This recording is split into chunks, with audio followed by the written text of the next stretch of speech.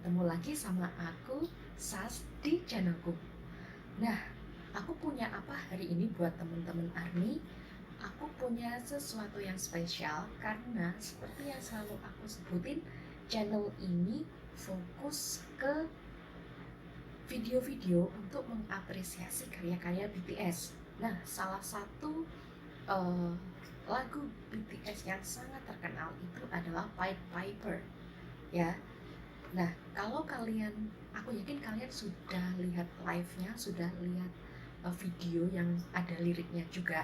Jadi inti ceritanya adalah kalau yang RM bilang, your parents hate me, orang tua kamu benci aku, your director hates me, sampai direkturmu pun benci aku. Itu karena mereka adalah Pied Piper, atau jika diterjemahkan langsung artinya adalah peniup seruling. Nah, jadi kita ibarat peniup seruling. Jadi kalau teman-teman belum tahu, peniup seruling ini adalah suatu kisah yang terkenal. Nah, di mana anak-anak kecil itu akan selalu mengikuti suara seruling dari peniup seruling ini. Jadi kenapa your parents hate me, your director hates me, itu karena kita selalu alert kalau dengar sedikit aja tentang BTS, kita itu langsung fokusnya ke BTS, bukan ke yang lain. Padahal kita punya sesuatu yang lain yang mungkin harus lebih kita fokuskan. Nah, yang spesial apa di sini? Yang spesial adalah aku punya buku ini, Peniup Seruling dari Hameron. Kalau versi bahasa Inggrisnya Peniup Seruling dari Hamelin. Ya. Dan kenapa ini spesial? Ini spesial karena ini buku lama. Ya. Jadi kenapa aku mau mengapresiasi BTS lebih lagi, karena mereka ini terinspirasi dari kisah-kisah yang sudah terkenal tapi yang gak banyak orang tahu. Tapi mereka begitu cerdasnya memasukkan inspirasi dari kisah-kisah ini ke karya musik mereka. Nah, sebentar lagi aku akan bacain cerita ini buat teman-teman. Jadi ini cerita anak, ya, jadi dongeng anak, dan kalian bisa lihat di sini. Ini terbitan tahun berapa? Terbitan tahun 1989. Oke, ya, jadi di sini aku mau membawakan cerita ini. Jadi kalian ketika nanti kalian lihat ulang video liriknya BTS yang Pied Piper, kalian ngerti cerita aslinya itu kayak apa dan gimana BTS itu sudah menghasilkan lagu-lagu yang sip banget dari kisah ini. Oke, let's check this out. Si peniup seruling Hamerum. Pada zaman dahulu, di negara Jerman, ada sebuah kota yang sangat indah dan tenang bernama Hamerun. Tetapi tiba-tiba, cit, cit, entah dari mana datangnya sepasukan tikus dengan suara gemuruh memenuhi kota Hamerun yang tenang. Wah, gawat, tikus-tikus itu mulai merusak kota. Mereka menyerang toko daging dan toko buah-buahan. Ayo, kita lenyapkan tikus-tikus got ini secepatnya. Dalam sekejap, makanan di seluruh kota habis diserbu tikus. Mereka pun memanggil wali kota untuk berunding. Pak Wali Kota, tikus-tikus semakin bertambah. Anda harus bertanggung jawab. Saya belum bisa memberikan jalan keluar. Orang-orang itu menjadi sangat marah. Tiba-tiba, tet, tereret, tet, tet. Entah dari mana datangnya suara seruling itu. Ini dia si peniup serulingnya. Mereka menengok ke arah suara seruling itu, dan tampaklah seorang laki-laki dengan pakaian yang aneh. Halo, aku adalah peniup seruling keliling, dan aku akan membantu kalian untuk membasmi tikus-tikus itu. Mereka yang sedang kebingungan sangat gembira dengan kedatangan si peniup seruling itu. Tolonglah kami, usirlah tikus-tikus itu dari kota ini. Baiklah, Tetapi sebagai gantinya, kalau aku berhasil, kalian harus berjanji memberiku sekantong uang emas. Pak Wali Kota dengan spontan menolaknya. Itu terlalu mahal.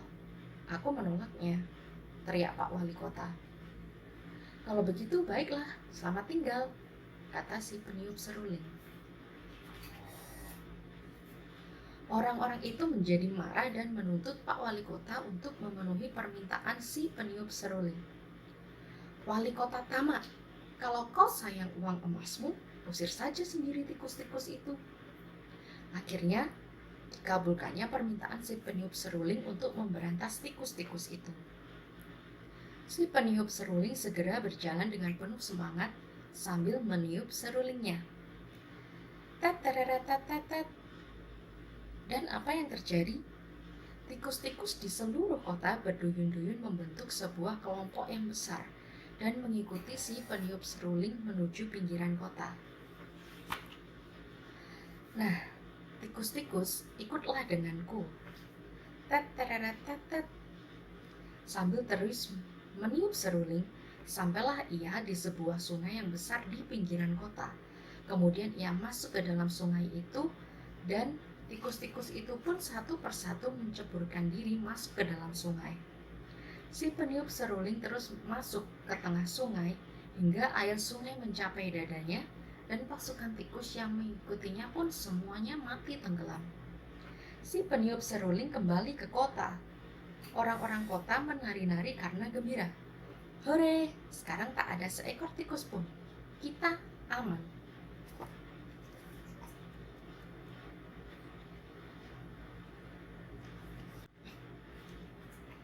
Pak Wali Kota pun dengan tenang mengusap dadanya. Kota Hamirun telah tertolong.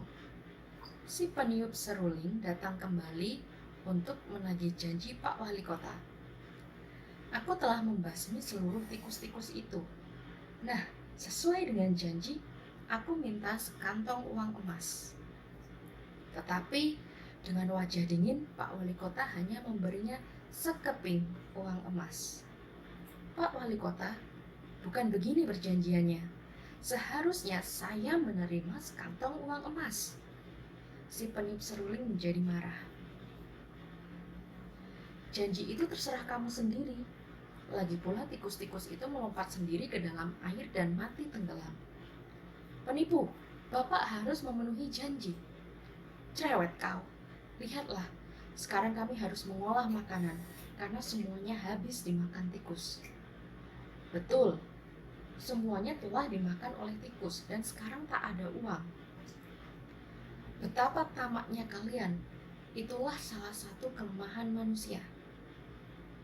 Sudahlah, tikus-tikus itu sudah pergi, jadi pergilah kau dari kota ini. Mereka mulai mencaci maki si peniup seruling dan mengusirnya dari kota itu. Si peniup seruling memelototi orang-orang yang tak tahu membalas budi itu. Ingatlah, di kota yang penuh dengan pembohong ini akan terjadi sesuatu yang mengerikan. Kalian akan menyesal. Si peniup seruling pergi sambil menengok ke arah orang-orang kota itu. Waktu terus berlalu. Orang-orang Hamirun pun telah melupakan masalah tikus dan peniup seruling. Mereka kini tengah menyiapkan sebuah perayaan besar. Pada saat itu, si peniup seruling muncul di sebuah bukit di pinggiran kota. Lalu, ia menengok ke arah kota Hamirun dan tiba-tiba saja ia meniup serulingnya dengan irama yang menyenangkan. Ini gambar si peniup seruling sesaat setelah dia diusir. Tet teret tet tet tet, dan merubah suasana pesta hutan yang meriah itu. Apa yang terjadi? Anak-anak kota Hamirun mengikuti suara seruling dan pergi ke tempat si peniup seruling di sebuah bukit di pinggiran kota. Suara seruling itu makin lama semakin melengking dan anak-anak di seluruh kota semuanya pergi berkumpul di bukit itu. Tet tereret tet tet. Nah, kalian semua, yuk kita tinggalkan kota yang penuh dengan kebohongan ini. Jadi kali ini yang ikut si peniup seruling adalah anak-anak. Si peniup seruling pergi mendaki gunung sambil meniup serulingnya diikuti oleh anak-anak Hamerun dengan perasaan gembira. Tak lama kemudian, mereka tiba di depan tebing yang curam. Si peniup seruling terus meniup serulingnya dan tiupannya pun semakin kuat. Grek! Tiba-tiba, batu besar di tebing itu bergerak, dan sekonyong-konyong sebuah gua yang begitu besar terbuka. Si peniup seruling mulai meniup serulingnya lagi dengan gembira. Tat. Kemudian ia masuk ke dalam gua yang sangat gelap, diikuti oleh anak-anak sambil menari gembira dengan diiringi suara seruling. Kemudian, grek, grek, grek. Batu besar itu bergerak, dan pintu masuk gua pun menutup. Tetapi seorang anak yang paling kecil dan lambat jalannya tertinggal sendirian. Ia tak sempat masuk ke dalam goa. Hanya aku yang tertinggal. Semuanya pergi ke dalam gunung. Sambil menangis terseduh-seduh, anak laki-laki itu kembali ke kota sendirian dan menceritakan kejadian yang telah dialaminya kepada orang-orang di sana. Banyak orang tua yang anaknya dibawa oleh si peniup seruling datang ke gunung itu dan berteriak-teriak sambil menangis. Tetapi batu itu menutup dan tak tergoyahkan sedikit pun. Kembalikan anak-anak kami, ibu-ibu berteriak menangis dan memukul-mukul batu itu. Kalau kita memenuhi janji kepada si peniup seruling, tentu hal ini tak akan terjadi.